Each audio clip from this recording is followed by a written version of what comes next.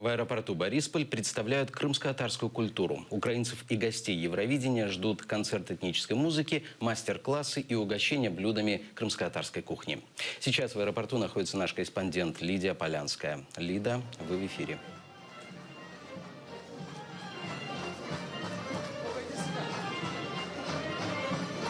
Сейчас мы находимся в терминале Д международного аэропорта Борисполь, где сегодня проходит вечер крымско-татарской культуры. Рядом со мной один из организаторов этого мероприятия Кадыр Татарис.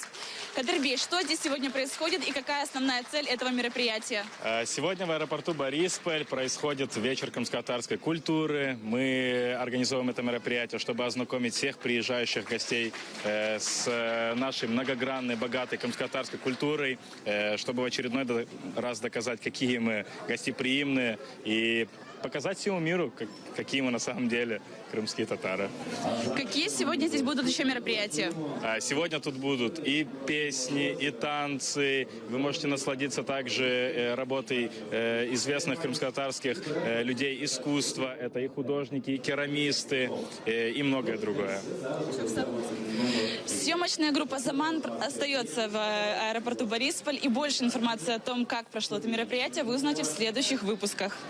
Спасибо, Лидия. Это была Лидия Полянская из аэропорта Борисполь, где для гостей столицы представляют крымско-татарскую культуру.